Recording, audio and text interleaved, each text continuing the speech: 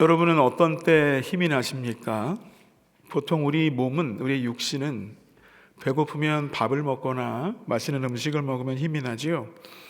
그런데 우리의 피곤한 몸 아닌 마음과 피곤한 지친 영혼은 어떻게 힘이 날까요? 어떻게 해야 힘이 날까요? 주로 사람들은 누군가에게 진실한 위로를 받을 때 그 영혼이 살아납니다. 그리고 격려받을 때, 소망이 보일 때 힘이 나지요. 부모님들 같은 경우에는 자녀가 학교에서 공부 잘하고 돌아올 때, 비록 힘들고 어려운 이민생활 하지만 우리 자녀가 이렇게 잘 살고 있구나, 내가 이곳에 자랐구나 하는 그런 소망으로 영혼의 마음에 햇살이 비칩니다. 가족끼리 서로 주고받는 위로의 말 한마디에 또 소망이 힘이 납니다. 그것뿐만이 아니고요, 주변 사람들, 함께 일하는 분들, 또 교회에 있는 분들, 또는 같은 관계 속에 있는 분들이 나를 알아주고 인정해 줄 때 힘이 난다고들 하십니다. 또 오랫동안 기다렸던 일들이 잘 됐을 때, 뭔가 성취감이 들 때, 그럴 때 마음과 몸에 힘이 함께 난다고들 하십니다. 이외에도요, 사람마다 특별히 그 마음과 영혼이 새 힘을 얻는 여러 가지 일들이 많지요. 다양합니다. 근데 여러분, 그런 것 같아요. 사람에게는 저마다 그 사람의 몸에, 마음에, 영혼에 힘을 주는, 생기가 돌게 하는 에너지원들이 있습니다. 자, 그런데 한번 생각해 보시기 바랍니다. 여러분, 그렇게 세상에서 우리가 얻게 되는 에너지원, 우리를 위로하고 소망을 주고 힘을 주는 그런 것들이 우리가 생각한 것보다 유효기간이 좀 짧다는 생각을 해보신 적 없나요? 배가 고파서 아무리 맛있는 음식을 많이 먹어도요, 또 시간이 지나면 또 배가 꺼지고 배가 고파지죠. 힘이 빠집니다. 통장에 돈이 많이 들어와 있어서 이 정도면 이제 걱정 없이 살겠다 하지만 미처 예상하지 못한 지출이 생기거나 사고가 생기게 되면 그 돈들이 또 금방 쑥 빠져나가기도 해서 걱정과 염려가 슬며시 되는 때도 있지요. 새로 산 집을 사도 그랬습니다. 한 1개월, 2개월 살면 참 좋은데 이제 3개월, 1년 살면 맨 처음에 새 집을 얻어서 샀을 때 그 들었던 만족감과 기쁨이 조금 감소한 느낌도 들고요. 차도 마찬가지입니다.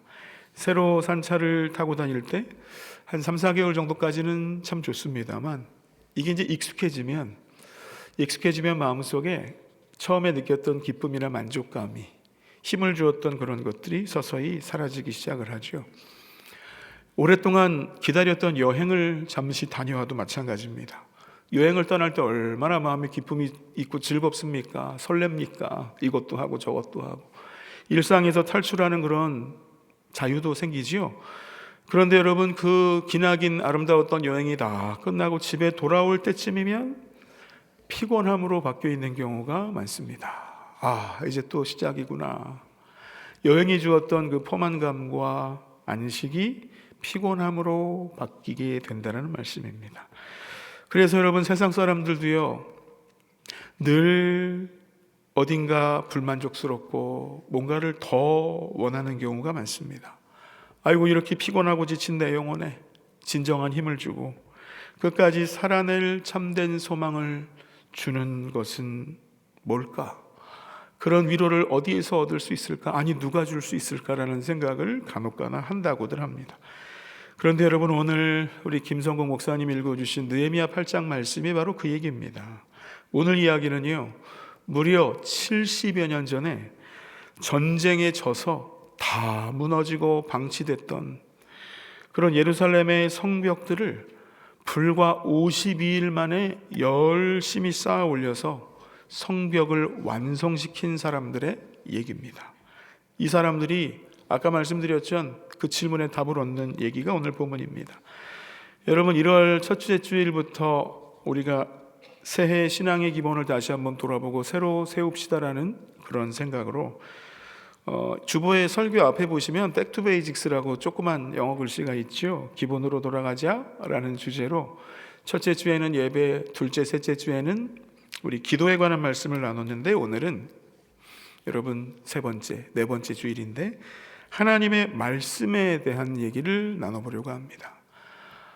여러분, 오늘 설교 제목이 말씀이 나에게 살아갈 힘을 줍니다 라는 제목이지요.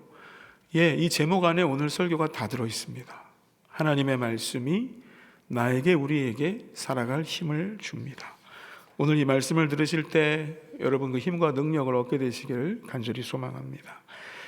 여러분, 우리의 영혼이, 우리의 삶이, 우리 인생이 하나님이 주신 힘과 능력을 얻기 위해서 해야 될 일이 뭘까요? 여러분, 첫 번째는요, 올해 여러분 하나님의 말씀의 자리에 열심히 나아가시기 바랍니다. 여러분, 말씀의 자리로 나가셔야 돼요. 오늘 1절 말씀에 이런 말씀이 나오지요. 이스라엘 자손이 수문 앞 광장에 모여 학사 에스라에게 모세의 율법책을 가져오기를 청하매, 이런 말씀이 나옵니다. 여러분, 백성들이 어디에 모였다고 하지요? 수문이라고 불리는 성문 앞에 큰 광장에 모였답니다. 수문은요, 그 성문의 이름이에요. 하나님께 제사 드릴 양떼들을 데리고 들어오는 문이 양문이라는 이름의 문이었습니다. 그러니까 아무 문으로 막 들여오지 않고요, 정해져 있었어요. 자, 하나님께 제사 드리러 양들 염소를 몰고 갈 땐 양문이라고 이름 붙인 문으로 주로 다녔고요. 그리고 저 문은 참 아름답게 잘 지었네. 미문이라는, 우리 신약 성경에 나와요. 미문, 아름다운 문이란 뜻이고, 오늘 여기 있는 수문은요, 백성들이 물을 길어서 오고 갈 때 주로 다니던 문이 수문이었습니다. 그런데 바로 그 수문이라는 그 문 앞에 넓은 광장이 있었어요. 여러분, 누가 모였답니까? 모든 백성이 모였답니다. 남녀노소를 가리지 않고 다 모였어요. 하나님의 말씀을 듣고 이해할 수 있는 귀를 가진 사람은 다 모여서 광장에 있었습니다. 그리고 여러분, 세 번째, 이게 정말 중요한데요. 왜 왔을까요? 억지로 온 게 아닙니다. 명령을 받아 온 게 아니고요, 자원해서 왔어요. 자원해서 스스로 왔습니다. 사람들이 꾸역꾸역 마치 약속이라도 한 듯이 몰려들었던 거죠. 그날 그 장소에, 그 시간에 사람들이 다 모여들었습니다. 누가 오라고 한 것도 아니고요, 집합한 게 아니에요. 그냥 사람들이 꾸역꾸역 몰려들었습니다. 왜 왔을까요? 에스라에게 요청을 했다지요. 에스라님, 하나님의 말씀을 좀 가져와서 우리에게 좀 들려주세요. 하나님의 말씀이 좀 듣고 싶습니다. 여러분, 이스라엘 백성들이 깨달은 겁니다. 자, 이제 50일 동안 예루살렘 성벽을 우리가 힘들게 다 만들어 놨으니, 자, 이제는 끝났어. 이제는 든든해. 이제는 안전해. 이제는 우리가 할 일 다 해서 더 이상 바랄 것이 없어. 괜찮을 거야 라고 생각했는데, 이게 웬일입니까? 어렵사리 52일 동안 온 민족이 다 모여서 성벽을 세웠는데요, 그렇게 든든한 하드웨어 성벽을 세워놨는데 왠지 마음이 공허하고 뭔가 채워지지 않은 영혼의 갈증이 있었던 거예요. 영혼이 뭔가 배고픔이 있었던 겁니다. 아니, 영혼의 통증이 있었어요. 이게 뭐지? 우리가 뭐가 부족한 거야? 우리가 무너졌던 성벽도 52일 만에 다 세워놨는데 도대체 뭐가 문제일까? 사람들이 알게 됐습니다. 우리 영혼이 허기졌구나. 하나님의 말씀이 우리에게 정말 필요하구나. 하나님의 말씀을 들어야 되겠구나. 그래서 여러분, 하나님의 말씀을 들려달라고 사람들이 자발적으로 모여서 거기에 나왔던 겁니다. 얼마나 있었을까요? 아침 6시부터 정오 12시까지. 몇 시간이지요? 6시간 동안 그 광장에 백성들이 빽빽하게 모였습니다. 말을 알아들을 수 있는 사람은 다 와서요, 의자도 없었어요. 서서 6시간을 꼬박 서서 하나님의 말씀을 계속해서 들었습니다. 하나님께서 사랑하시는 귀하신 믿음의 한가족 여러분, 여기서 우리는 그럼 내 영혼은 어떤 상태일까? 우리의 영혼은 어떤 상황일까라고 질문을 던져봐야 됩니다. 왜냐하면 이스라엘 백성들이 성벽을 세웠는데 영혼의 허기짐과 배고픔과 통증을 느끼고 하나님의 말씀 앞으로 나왔지 않습니까? 귀하신 여러분, 여러분의 영혼은, 우리의 영혼은 지금 건강하신가요? 여러분, 혹시 영혼이 어디가 아프거나 허기지거나 배고프진 않으십니까? 마치 우리 몸에 몸살 감기가 걸리거나 배탈이 난 것처럼 여러분의 영혼이 으슬으슬 떨리거나 뭔가 좀 어딘가 아프지 않으신가요? 자, 여러분, 영혼이 병들면 어떤 일이 생길까요? 가장 먼저 생기는 일은요, 하나님의 말씀을 읽고 싶은 마음이 사라집니다. 그게 영혼이 병든 거예요. 하나님의 말씀, 성경을 찾아서 읽는 게 왠지 낯설게 느껴지면 여러분, 영혼에 문제가 생깁니다. 예배를 드리고 싶은 마음도 별로 예전처럼 간절해지지 않으면 영혼에 문제가 생긴 거예요. 예배 자리에 왔는데 자꾸 슬며시 이탈하고 싶거나 몸은 와 있지만 내 생각은 다른 곳을 두둥실 떠다닌다면 여러분 영혼이 배고프고 허기진 겁니다. 여러분 그런데 주일에만 그렇지가 않고요. 주중에는 더 심해지죠. 주중에 힘들게 어렵게 살다가 어쩌다가 기도를 하려고 하거나 성경을 좀 읽으려고 했는데 엄청나게 힘든 노동을 하는 것처럼 그게 어려워집니다. 기도하는 게 너무 힘들고요. 하나님의 말씀을 찾아서 읽는 게 너무 괴로워요. 여러분 혹시 우리 중에 그런 분이 계십니까? 그런 상태에 계신 분이 계십니까? 그렇다면 여러분의 내 영혼이 아프기 시작한 겁니다. 아프기 시작한 거예요. 영혼이 허기짓거나 배고프거나 영혼의 통증이 있는 겁니다. 자, 여러분 그러면 어떻게 회복해야 될까요? 어떻게 회복해야 될까요? 가장 중요한 첫 번째는요, 나 스스로가 내 영혼을 불쌍히 여기는 마음을 가지셔야 됩니다. 여러분 누가 나를 불쌍히 여겨주지 않습니다. 내 영혼은 내가 챙기셔야 돼요. 내 영혼의 상태가 어떤진 내가 아셔야 됩니다. 여러분 거꾸로 생각해 보세요. 우리 육신, 우리 몸의 건강에는 엄청 신경 쓰지 않으십니까? 어디가 조금만 아프거나 이상하면 어떻게 되죠? 왜 이렇지? 여기가 아프지? 왜 여기가 좀 이상한데? 그러면 제일 먼저 하시는 게 뭐예요? 주로 어르신들은 유튜브를 검색해 보시죠. 머리가 아플 때 아니면 배 어디가 아플 때 막 찾아서 한번 보십니다. 조금 젊은 층들은 어떻게 할까요? 챗 GPT나 제미나이나 이런 AI에 물어봐요. 야, 이게 이렇게 통증이 있으면 이건 뭐야? 이렇게 물어봅니다. 그리고 일반적으로는 어떻게 합니까? 패밀리 닥터를 찾아가죠. 여러분 우리 몸이 아파도 금방 그렇게 반응이 오거든요. 걱정하고 염려하고 뭔가 대책을 세우고 반응을 합니다. 그런데 놀라운 사실은요, 내 영혼이 병들고 아프고 허기지고 배고파도 통증이 없다 보니 모르고 지나는 경우가 너무 많다라는 것이고요. 내 영혼에 관심을 가지지 않은 분들이 생각보다 많고, 내 육신의 질병에는 민감한데 우리 영혼의 문제에는 둔감한 분들이 너무나 많다라는 겁니다. 귀하신 여러분, 느헤미야 시대의 백성들이 자기의 영혼의 배고픔 허기짐을 깨닫고 어디로 갔습니까? 수문 앞 광장으로 달려갔지요. 거기에 가서 에스라에게 요청합니다. 말씀을 좀 읽어주세요. 하나님의 말씀을 좀 우리에게 들려주세요. 저희가 영적으로 너무 배가 고픕니다. 저의 영혼이 너무너무 힘들고 어렵습니다. 주님의 말씀이 우리에게 약이 될 거라고 믿습니다. 하나님께서 사랑하시는 귀하신 여러분, 2026년도 새해 이제 1월 25일이지만 하나님 올해에는 제가 이스라엘 백성들이 그랬던 것처럼 수문 앞 광장으로 나가겠습니다. 하나님의 말씀의 광장으로 나가겠습니다. 여러분에게 결심하시기 바랍니다. 여러분의 삶 속에 하나님의 말씀의 광장이 있으셔야 돼요.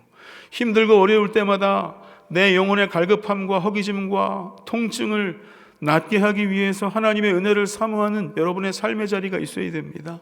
말씀이 들리는 곳이 있어야 돼요. 말씀을 읽는 장소가 있으셔야 됩니다.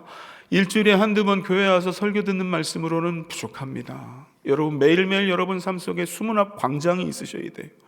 하나님의 말씀의 광장, 하나님의 말씀을 읽고 깨닫고 음성을 듣는 그 자리가 있어야 된다는 겁니다. 매일매일 하셔야 돼요. 피곤하더라도, 바쁘더라도, 기분이 좀 나쁜 날이더라도, 부부싸움을 한 날이더라도, 되는 일이 없어서 낙심되는 날일지라도, 아니 내 인생이 너무 즐거워서 여행을 다니더라도 어디에 있든지 간에, 아니면 거꾸로 만사형통해서 야, 내 인생 더 이상 바랄 것이 없어 라고 하는 봄날 같은 때에더라도 매일매일 여러분의 말씀의 광장, 수문 앞 광장으로 나가셔서 여러분의 성경책을 찾아서 펴서 읽으셔야 됩니다. 기도하셔야 돼요. 그리고 영혼을 재충전하셔야 됩니다. 귀하신 여러분, 여러분의 마음속, 우리의 마음속에 이런 영혼의 갈증, 영혼의 허기짐, 영혼의 통증을 느끼시기를 간절히 바랍니다. 하나님, 지금 제 영혼이 배가 고픕니다. 제 영혼이 병들었습니다. 비록 육신은 건강해 보이지만 제 영혼이 아주 괴롭고 힘듭니다. 하나님 말씀으로 저를 채워주시고 먹여주시고 치유해 주세요. 하나님, 하나님의 말씀이 없으면 저는 죽습니다. 매일매일 생명의 양식으로 저를 살려주세요. 자, 여러분, 이걸 한번 생각해 볼까요? 여러분은 보통 하루에 셀폰을 몇 분이나 보십니까? 보통 스마트폰 셀폰을 한번 열면 어떤 분은 잠깐 보시고 닫고 주머니에 놓거나 어디에 놓고 일하시거나 하시지요. 그런데 어떤 경우에는 한번 보면 이것도 보고 저것도 보고 이것도 확인하다 보면 20-30분이 훌렁 갑니다. 어떤 분은 1시간 내내 셀폰에 붙잡혀 있는 분들도 계시죠. 유튜브도 봐야 되고 또 카톡도 확인해야 되고 글도 써야 되고요.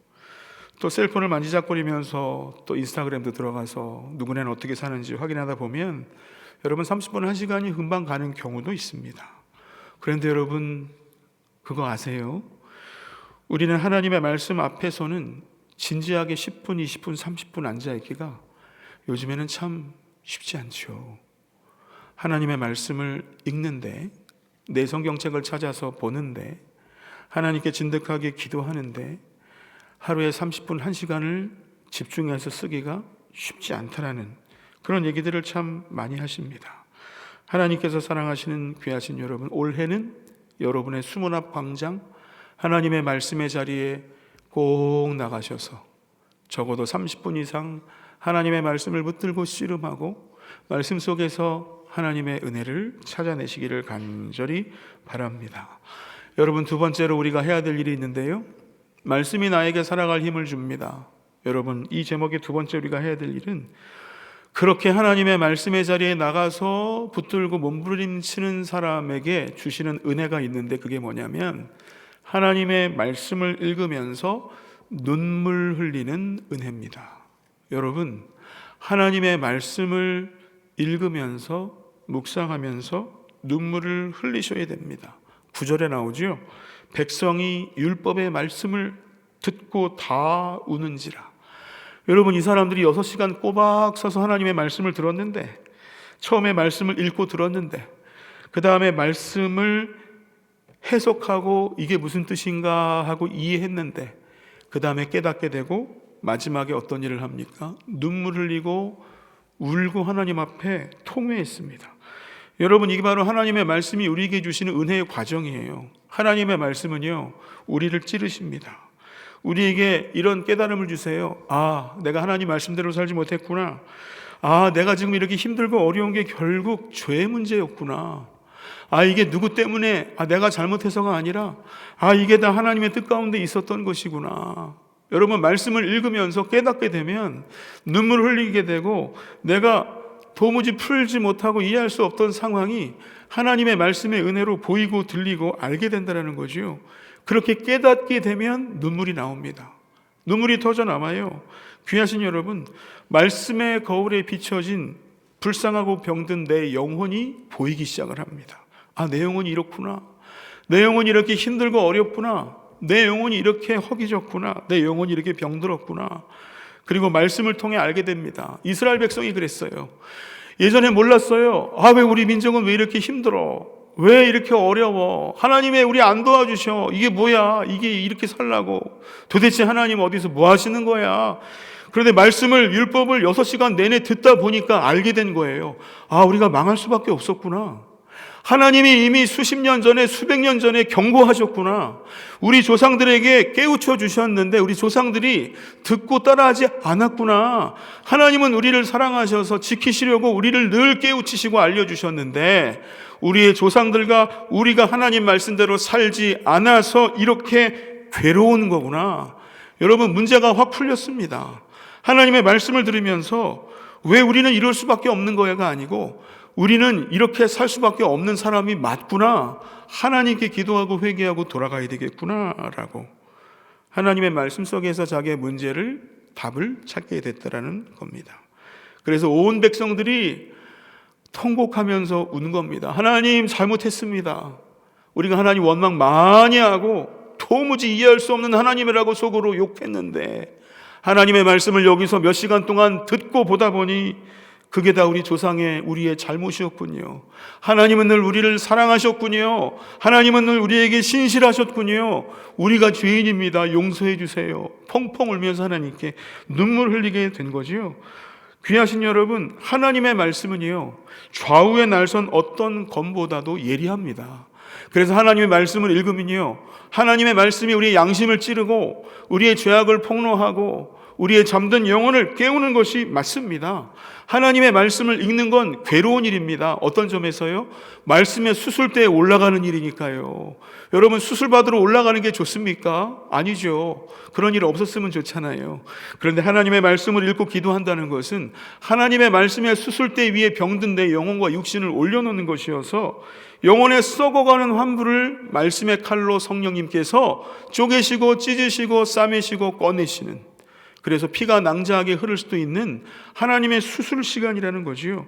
내가 그냥 감추고 싶은 죄, 사람들은 눈속임하면서 아닌 척할 수 있는 그런 잘못들, 타협하고 싶고 앞으로도 계속 유지하고 싶은 나쁜 습관들을 말씀의 검이 찢어내고 잘라내고 폭로하고 드러내서 하나님 앞에 너 이거 회개해야 돼 라고 얘기해 주신다는 겁니다. 그래서 여러분, 하나님의 말씀을 제대로 묵상하고 읽으면요, 아픕니다. 아파요. 그런데 아파야 살아납니다. 귀하신 여러분, 오늘날 현대 교회와 성도들이 빠지기 쉬운 함정은 뭐냐면, 하나님의 말씀 중에 우리의 귀와 마음을 즐겁게 하는 달콤한 말씀을 주로 찾는다는 데 있습니다. 복 받으실 겁니다. 축복합니다. 잘 될 겁니다. 긍정의 힘으로 사세요. 여러분, 이런 말씀에는 저절로 막 아멘이 나와요. 그런데 회개해야 됩니다. 돌이켜야 삽니다. 희생하고 손해보는 게 그리스도인의 삶입니다. 그런 마음속에 진짜? 그래? 라는 생각이 들죠.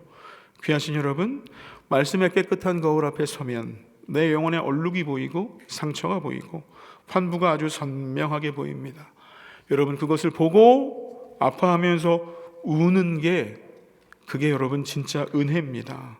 귀하신 여러분, 최근에 여러분 말씀을 읽으시면서 눈물이 뚝뚝 떨어지고 마음이 아프고 통회하는 마음으로 말씀 앞에서 눈물 흘리신 적이 언제십니까? 여러분, 말씀을 읽으시면서 혹시 성령님의 말씀의 검으로 나를 수술하시고 찌르시면 아파오면 피하지 마시고 외면하지 마시고 성령님께 나의 모든 것을 그대로 올려주시기 바랍니다. 여러분, 그 순간에도 합리화하시면 안 돼요. 아유, 하나님 나만 그래요? 다들 그러고 사는데 왜 나한테만 이러세요? 또는 마음속으로 아유, 상황이 다르잖아. 그때는 그때고 지금은 지금인데, 이렇게 변명하거나 합리화할 필요도 없습니다. 여러분, 제가 틀렸습니다. 하나님, 저를 수술해 주시고 말씀으로 저를 새롭게 하시고 강건하게 세워주시옵소서. 그래서 여러분, 말씀으로 흘리는 눈물은요, 내 영혼의 독을 빼내는 해독제입니다. 말씀으로 눈물을 흘리심으로 여러분의 영혼이 새로워지고 건강해지시는 그런 복이 우리 모두에게 있기를 간절히 소망합니다. 이제 마지막으로요, 여러분에게 예전에 한번 드렸던 적이 있어요. 중요한 말씀이 나옵니다. 하나님의 말씀을 이렇게 듣고 회개하면서 펑펑 울던 백성들을 에스라 사람들이 진정시키죠. 여러분, 이제 그만 우세요. 오늘은 거룩한 날입니다. 하나님 앞에 기뻐해야 되는 날이에요. 자, 이제 그만 울고 눈물을 닦고 여러분, 우리 이제 기뻐합시다. 하나님을 기뻐합시다. 이렇게 위로하면서 사람들을 권면하지요.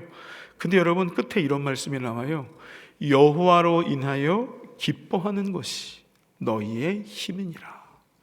여호와로 인하여 기뻐하는 것이 너희의 힘이니라. 여러분, 백성들에게 한 말인데 오늘 우리에게 주시는 말씀입니다. 여러분, 근데 이거 헷갈리시면 안 돼요. 우리는 보통 어떻게 기도하고 하나님께 간구합니까? 하나님, 하나님께서 저에게 힘을 주시면 제가 하나님을 기뻐하겠습니다. 여러분, 주로 이렇게 기도하시지 않습니까? 하나님, 저에게 건강을 회복시켜 주시면 제가 하나님께 감사하겠습니다. 하나님, 저에게 필요한 재물을 충만하게 부어주시면 하나님, 제가 너무너무 기뻐할 것 같습니다. 하나님, 우리 자녀들에게 직장을 주시면, 하나님, 제 억울함을 풀어주시면, 그렇게 먼저 해주시면 제가 하나님을 기뻐하겠습니다 라고 우리가 많이 기도하고 생각하잖아요. 근데 성경은 달리 얘기합니다. 순서가 잘못됐대요. 뭐랍니까? 우리는 늘 하나님이 먼저 내게 힘을 주시고 내가 원하는 것 주시면 내가 그래서 하나님을 기뻐하겠습니다. 이렇게 얘기하는데 말씀은 거꾸로 얘기해요. 아니, 하나님을 기뻐하는 것이 너희의 힘이야. 여러분, 이게 이해가 되세요? 하나님을 기뻐하는 것이 나의 힘이라고? 아니, 나에게 힘을 주시면 내가 하나님 기뻐해 드릴 수 있는데, 하나님이 나에게 건강 회복시켜 주시면 내가 감사할 수 있는데, 감사함이 힘이라고? 기뻐함이 힘이야? 이게 맞나? 이런 생각을 하게 됩니다. 자, 여러분, 제가 잠깐 예화를 말씀을 드릴게요. 제가 예전에 어떤 교회에서 섬길 때 그 교회에 정말 좋은 권사님이 한 분 계셨어요. 근데 그 권사님의 성격이 좀 꼬장꼬장하셨습니다. 좀 까탈스러우셨어요. 되게 엄격하시고 잘 웃지 않으시고 그러셨어요. 성격이 괄괄하셨는데요. 그러다 보니까 옳은 얘기를 하다 보니까 부딪히게 되고 싸우기도 하시고, 좀 그렇게 괄괄한 권사님이셨습니다. 그리고 어딘가 늘 화가 난 얼굴 같은 얼굴로들 계시긴 했어요. 그래서 딴 분들이 편안하게 가서 편안하게 이야기하기가 쉽지는 않았습니다. 그런데 여러분, 그분이 유독 얼굴이 빛나고 만면에 미소를 환하게 지으면서 주변에 있는 사람들에게 먼저 따스하게 말을 건네고 먼저 웃어주시는 때가 있었습니다. 어떤 때였을까요? 그 권사님이 자기 셀폰에 있는 자기 손자의 사진을 볼 때 이 세상에서 가장 행복한 천사의 얼굴로 기뻐하셨어요. 웃으면서 옆 사람들에게, 자, 여기 있는 우리 손자 얼굴 봐, 잘생겼지, 이렇게 예쁜 사람 본 적 있어. 여러분, 왜 그러셨지요? 그 손자가 너무 사랑스럽기 때문에, 그 손녀가 너무너무 사랑스러워서 기쁘다 보니 얼굴에 기쁨이 가득했지요. 여러분, 그렇지 않습니까? 내가 사랑하는 사람을 생각하고 보면 기쁨이 솟아납니다. 내가 정말 사랑하는 사람 좋은 생각하면요, 기쁨이 솟아나요. 그런데 그 기쁨이 힘과 능력을 가져다 준다고 합니다.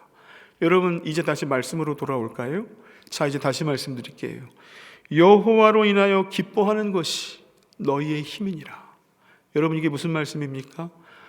너희가 하나님을 사랑하고 하나님을 생각만 하고 기도할 때 하나님의 모습을 떠올리게만 해도 너희 마음이 기쁘고 즐겁고 사랑스러운 마음이 들면 그때 하나님이 너희에게 힘을 부어주시는 거야. 하나님께서 사랑하시는 귀하신 여러분, 내가 좋아하고 사랑하고 자랑스러워하는 사람의 얼굴만 떠올려도 만면에 웃음과 기쁨이 넘쳐나지요.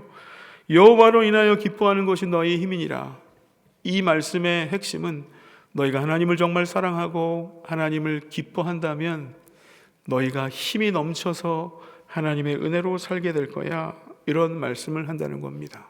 귀하신 여러분, 2026년도 새해에는 우리 가든교회 모든 믿음의 한가족들이 하나님으로 인해서 기뻐해서 힘이 넘쳐 새 힘과 능력으로 살게 되시기를 간절히 소망합니다. 그리고 여러분, 12절 마지막 말씀을 읽어드리고 마치겠습니다. 모든 백성이 곧 가서 먹고 마시며 나누어주고 크게 즐거워하니, 이는, 그 이유가 왜 그렇답니까? 그들이 그 읽어 들려준 말을 밝히 알미라. 여러분, 이 사람들이 왜 기뻤다고요? 왜 먹고 마시면서 나누어줬다고요? 왜 행복하게 잔치를 벌였습니까? 이는 그들이 그 말씀을 알게 됐기 때문에. 6시간 동안 하나님의 말씀을 들었더니 자기 인생의 문제가 풀리고 염려와 걱정이 사라지고 마음속에 있었던 슬픔과 분노와 억울함이 사라지고 서로 나누고 기뻐하고 먹으면서 서로 즐거워하게 됐답니다. 왜 그래요? 하나님의 말씀을 알게 됐기 때문에.